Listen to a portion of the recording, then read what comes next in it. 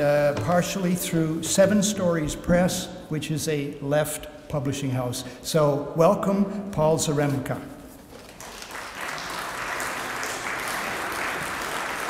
Thank you very much, Barry. You have on the pews here a flyer for the hidden history of 9/11. The background of this book is that I have this series that Barry mentioned, which is the Research in Political Economy. It's been going on since 1977.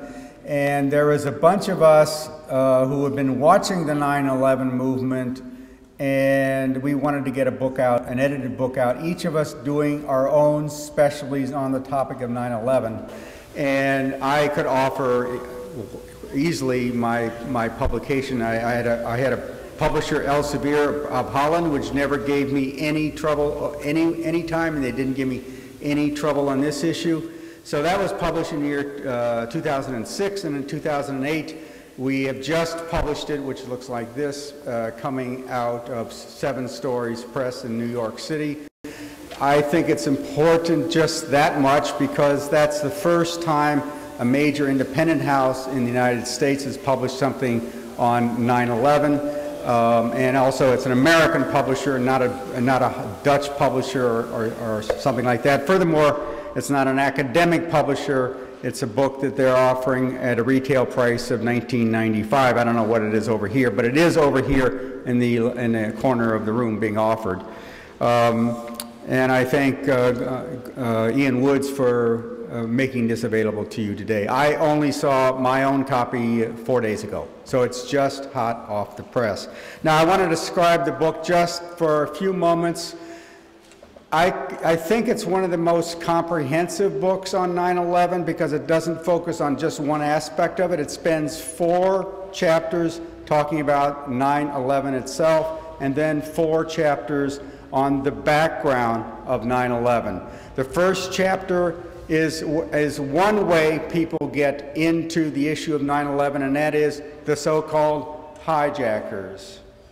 I always try and use the word alleged hijackers because the evidence about those specific individuals that the United States government named is flimsy, to say the least, including the fact that 10 of the hijackers stood up and said, "I am alive somewhere in the world after 9/11.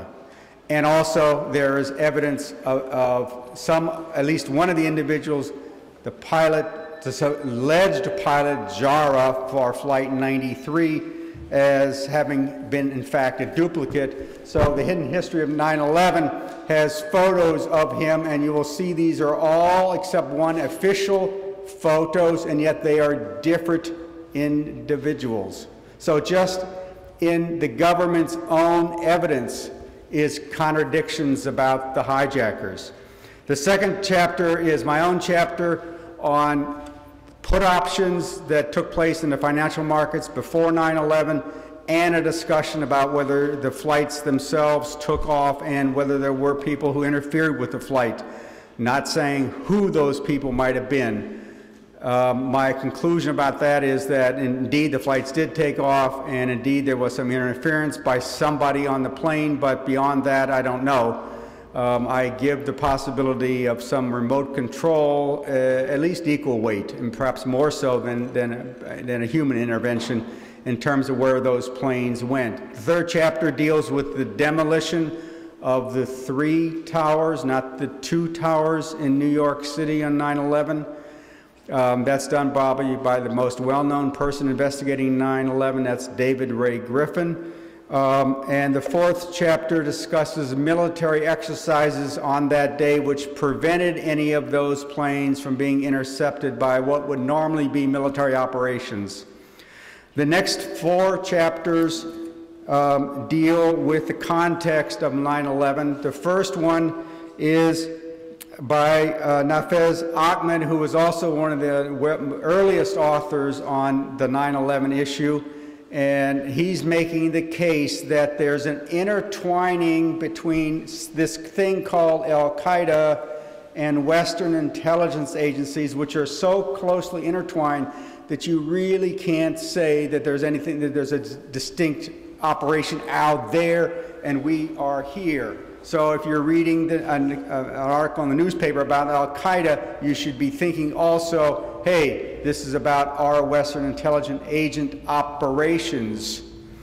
The next chapter is by David MacGregor. It's on whether 9/11 is Machiavellian state terrorism. David MacGregor is standing right in the back of the room with the hat on.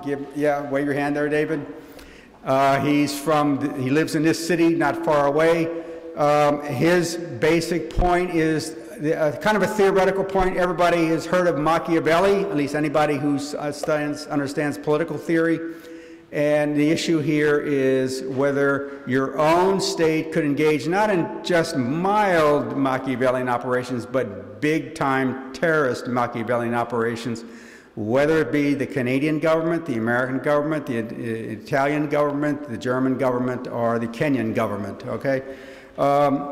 And the answer to that question is yes, sure, it can happen, and therefore do not exempt any government from the possibility of a Machiavellian state terrorist act. It doesn't say that anybody did. That's another question, but at least it raises open the issue.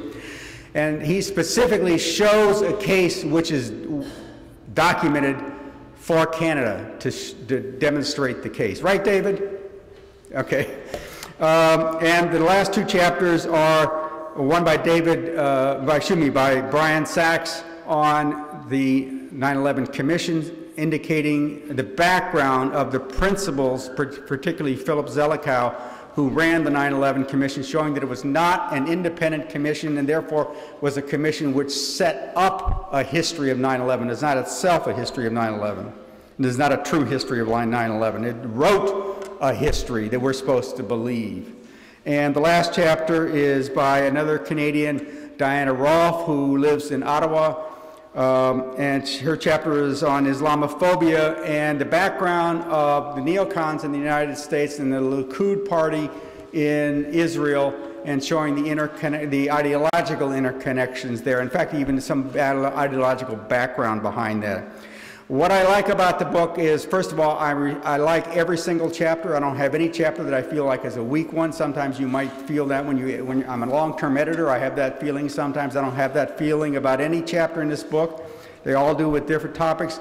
They don't do with everything in 9/11. Barry is the expert, for example, on the media. That we don't talk about the media, but it's still a quite comprehensive study of 9/11.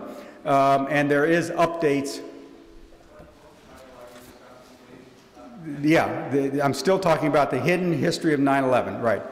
It's the flyer that you have. I'm sorry for people who came in late. The flyer you have on your seats. And so we have updates on 5 of the chapters by the authors. We also have Bertram Russell's statement about the Warren Commission on the Kennedy assassination. He wrote that even before the Warren Commission came out, and it's really sharp, okay? And it's not very well known, so we included that in the book, just as kind of showing you that history is repeating itself. So thank you very much for your attention, and welcome for the rest of the evening.